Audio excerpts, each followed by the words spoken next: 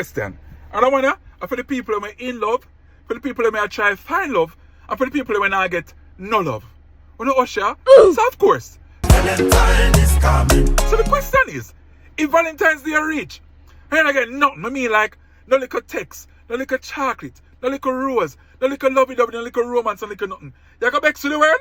Really want to find out, you know, because I've always been of the impression that every single day is built for love. Yeah, man, every day if you tell the person we love, say I love them. But of course, Valentine's Day forward, you want to show them a little bit of extra affection. You can do that if you want to.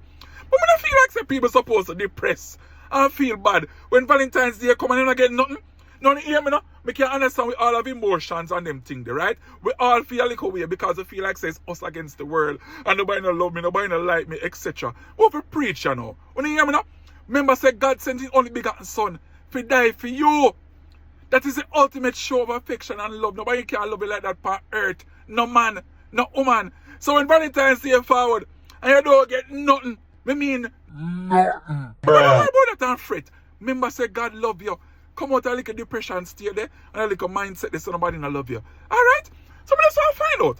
If Valentine's Day really forward and you don't get nothing, we're not vex with the world. Let me know now.